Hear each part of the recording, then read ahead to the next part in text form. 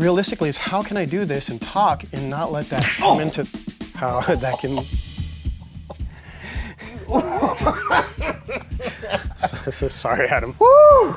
Whew. This is Jarrad Arbuckle, a Kung Fu master, Wing Chun practitioner, and owner of ASD Concepts in Upland, California. He's actually a master of many martial arts, especially the Libre knife fighting system. Now what I'm thinking about doing is in here, I'm gonna grab behind this to pull down and then tear out. Oh no! Yeah. But that's a video for another day. I should mention, don't take Jarrad's Buddhist monk-like demeanor for granted. He knows a lot of techniques that could mess a person up. Of how I can use this in getting that shot right into that motion.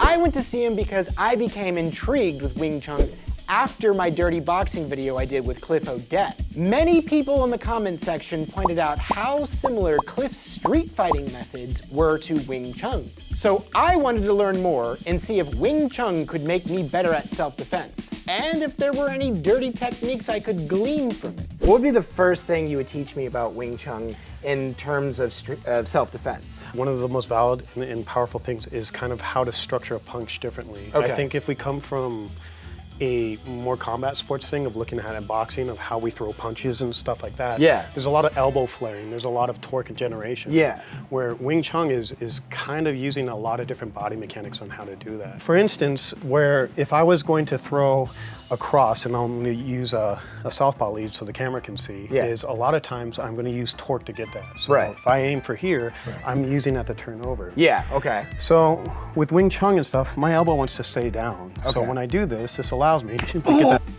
to come right into that. So I'm using that power to generate. That was a good punch. How did you do that? So just in the sense of this, my elbow flaring, I'm using rotation to get power. Okay. This is, I'm going to use more projection to do that. I'm using a pivot, but my elbow's staying down. So this is what we refer to as an extension punch. An extension punch, Yeah, I'm using that to come in. The power mechanic from this is really coming from me driving my hips, my elbow staying down, and the clenching of the fist. Okay. That's what's gonna give me power. So if I did this, that doesn't feel anywhere the same. So without me clenching at all, it'd be the same thing. Me putting the clench on it, that's gonna be the power I hit. It's the clench that gets that shot in. This punch was one of the most mind-blowing concepts I learned from this lesson. I call these punches cow milker punches. I know, the Wing Chun community is gonna get mad at me for saying that, but that's what they reminded me of. The idea is to be loose, and then squeeze your hand at the last second. Being loose creates more speed because you're not tensing up immediately, and then you squeeze at the last second to produce that strength. This close range attack is so sneaky, and it's perfect if you're gonna throw the first punch in a confrontation. So you clench at the end. Yeah. And you're still recoiling like any other. Yeah, so I want you to do that. So I want you to do it to me. Okay. So the key thing is this. If you were gonna punch me, let's say traditionally, let's see how you do in Krav. Like you throw a cross. Maybe we're just like that, right? Exactly. So that's perfectly fine, and it's a way, doesn't mean it's the way. Okay. So this is gonna have a lot less telegraphing motion of how to hit. Okay. Because I could be here, and I can get that shot in, so sorry, Adam. It's okay, it's okay. So you get to get what they want to see. Yeah, you get to get me back now. Okay, right? so basically I'm keeping it center. Loose, right? And I want you to draw a straight line into that motion, right? And I want you to think about if you had a knife at your hips, I want you to with that. Okay, Your pivot's gonna do good. Now be loose, and I want you to grab that punch. Okay. Yes. See the difference of that? So like you literally mean grab the punch. Yeah, so I want you to grab into it because that's gonna accelerate that, right? So, no. I want you to be loose all the point, and right when you think you're about to hit, that's where you clench through it. You're accelerating that force. Okay, so. Yes. Really? That good. is pretty cool. Yeah, okay. So to me the thing is like, when you want to get into dirty stuff, how do I do this when I'm talking with my hands? Right, yeah. I come from Italian heritage. I was so going to say, this is not an Italian fight form. Yeah, exactly. I get +5 with talking with my hands already. Yeah. But realistically, is how can I do this and talk and not let that come into something of how that can move into. Sorry, Adam. Woo! Now, we're going to get into one of the most important concepts of Wing Chun, sliding leverage. It refers to The idea of redirecting and controlling your opponent's force by sliding along their limbs rather than meeting their energy with brute force or resistance. Okay, so to oversimplify it at the risk of upsetting the Wing Chun community, it reminds me of a lesson that Cliff taught me, which is to keep your hands on the opponent so you can predict their next move. Let me have Jarrad explain this. And so what's sliding leverage? And we'll use this side just to kind of... Sure. So if I had my hand here, right, and I'm just touching. Now, you see this in, it looks like a bad Hong Kong movie of people fighting like this. You don't fight like this unless you're in a movie called Enter the Dragon. Okay. All right. But what this is a reference point, right, of having this understanding. But that's not really what happens in real life, but this does happen. Hey man, calm down. I need you to relax. Right. Is having this understanding of checking the hand and touching this. I have a truer sense of information. If you were to throw a punch at me, that's a lot of data that I have to calculate in a fraction of a second. I have to see the punch, I have to know where it's coming from, the angle, the velocity, what type of punch it is. And I can misjudge that. As soon as I do that, we become a little bit more analog. I get to feel you a little bit more. It's harder to lie. If you pull back, I feel that. If you push forward, I feel that. If you try to loop around, I feel that. It's because I have a truer understanding of that. A lot of people disagree with this concept of keeping your hands or touching the opponent to feel what they're gonna do next. I know that from my comments section. But all that aside, I personally feel that this is a very practical concept. And Wing Chun really takes it to the next level. If I'm here and I'm putting my hand in face, a lot of people say, get your hand out of my face. You know? But I might want you to touch my hand. So he's pushing this away. I'm trying to bait this type of connection. So when that happens, I'm coming right into that shot. Once again, from here I could go right in to that sternum shot.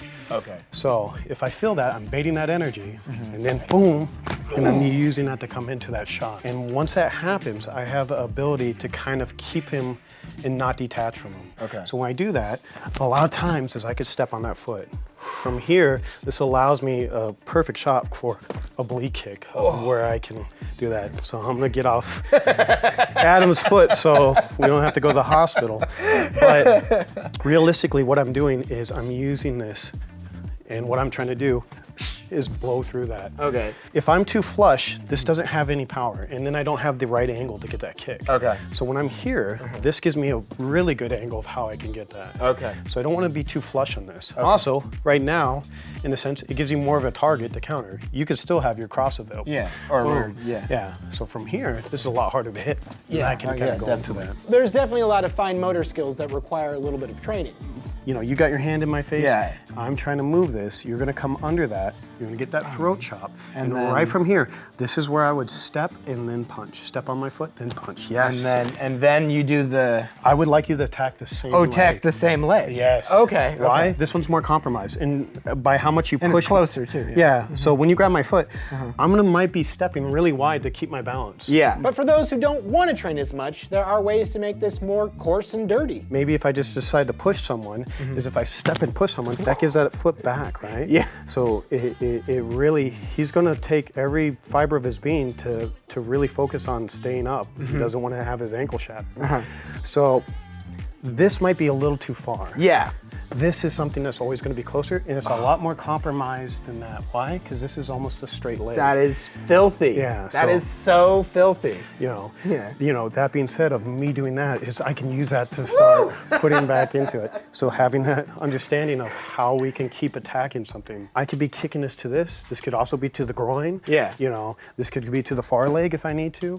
This could be even to the hip to kind of change its structure of how I could use that to move, and then I can come in and chain punch.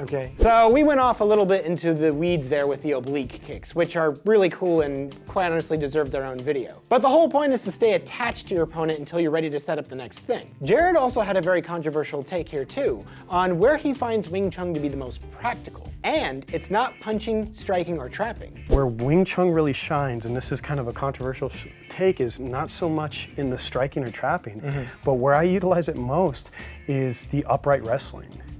Really? Yeah, so hand fighting, right? So if we're wrestling and stuff and I'm using an arm drag, is having that understanding of how I can move and control that is gonna be a big key. Because if we're hand fighting, you're trying to grab me and I'm trying to grab you. Having that understanding of how that manipulate those arms is going to be a key factor in that. That's interesting. Yeah, so I'm not looking at your hands. I can't. We're in a fight right now, right? And a lot of wrestling is done from what? This position and stuff like that. So I have to have an understanding of tactilely how to move those hands and control that. Okay. So to me, that's really a lot where these tributes you gain from training this shine. Yeah.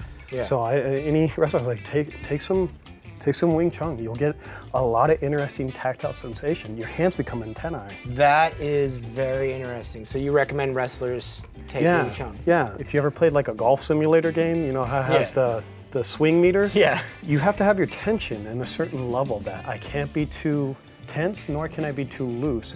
I have to be in that Goldilocks range of just being just right. Okay. So the ability of doing that is like, if I gave you too much tension into this, so if we had resistance and I gave you too much tension, you could pull me off balance, right? If you gave me too much tension and pushed into me, I can move you offline. Okay. Right? And if you were too complacent, is the same thing. I can move you off that way. You have to give the right amount. And then it becomes a game of understanding that if I overcommit, you can capitalize off it. Okay. And if I'm too complacent, you can capitalize off that as well. So you have to have the right amount. Once again, too much tension. If I was trying to block your hand, you would just swing that around into something else, right? Boom, right?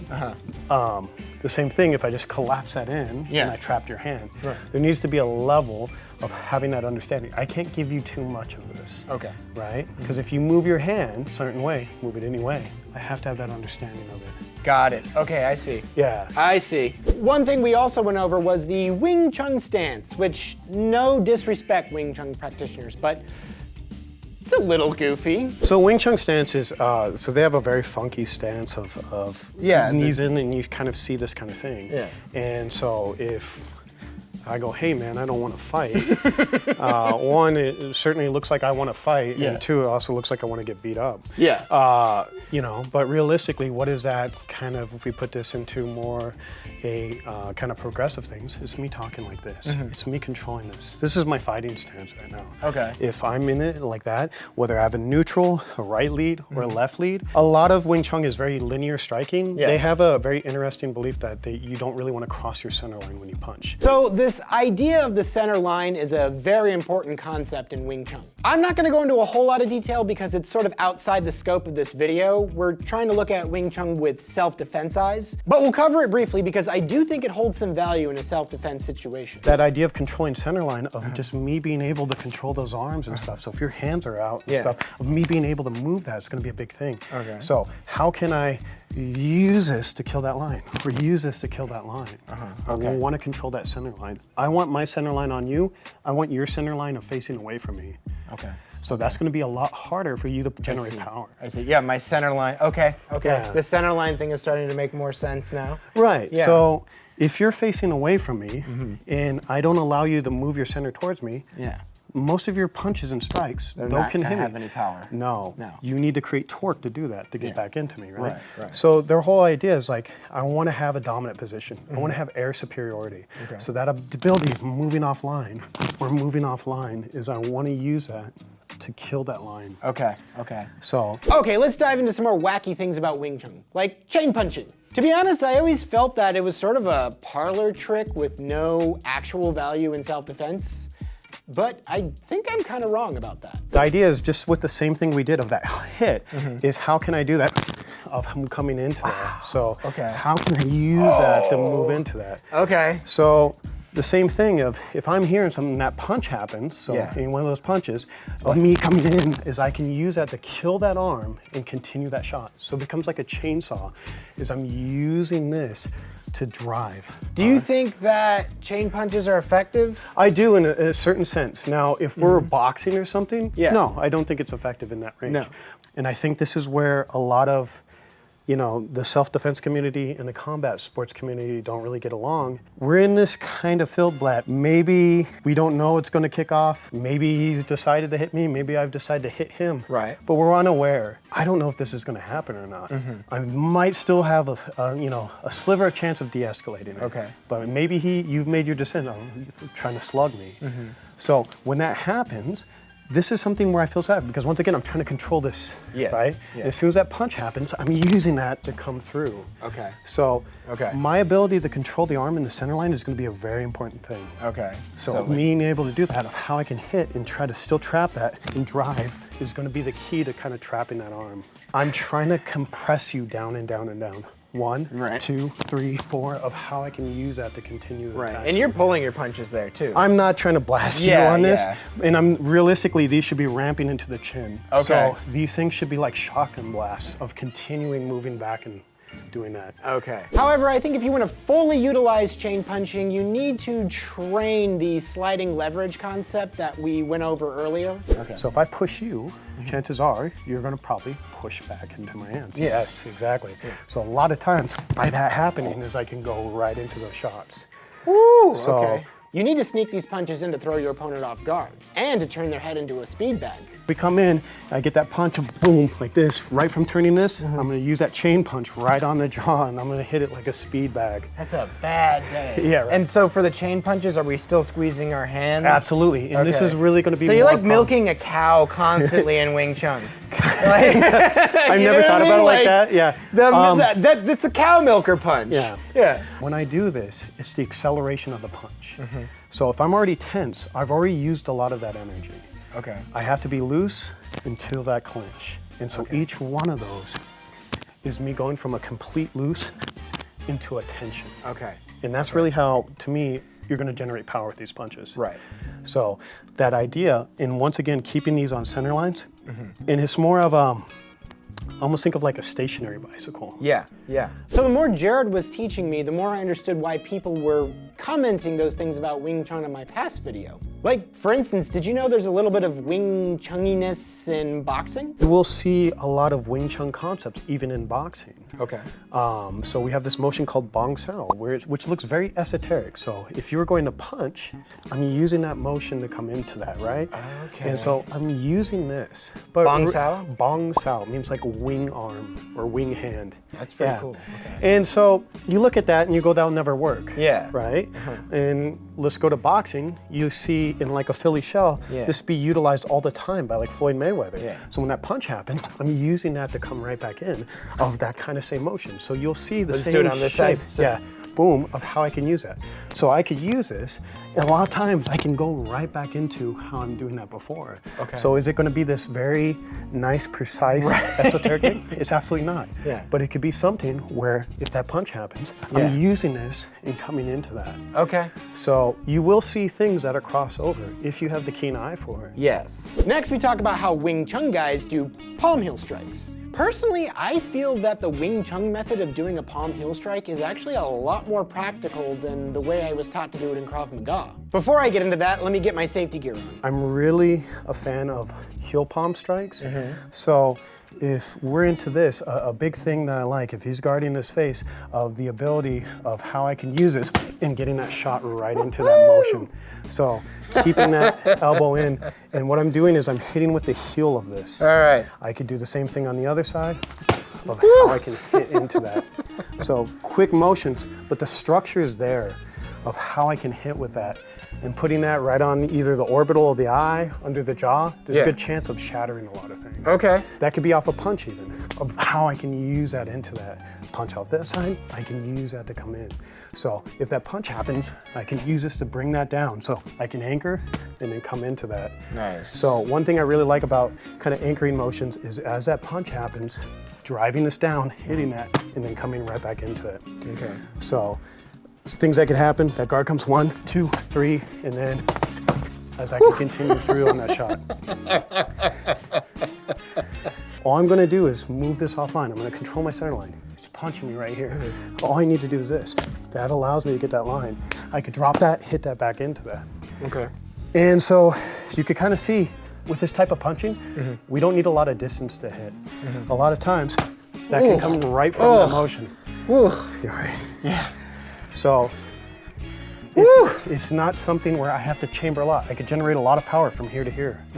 All right. So that ability of being able to do it, to get that shot, is that something where I could come in. So being able to get that motion and choose and hit is something where I can utilize that.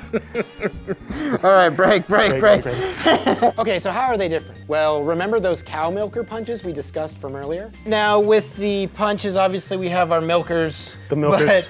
But what about with the palm heel strikes? Is it loose and then tense? How does that work? The same thing, so I want to have that tension, and when I hit, there's going to be that flexation into it. And so I'm going to use your shoulder so I'm not blasting you. Yeah. When I do this, it's not that, it's the difference of really shocking that motion in. Okay. And so once again, that acceleration of the force of me being able to get that. So how can I use that?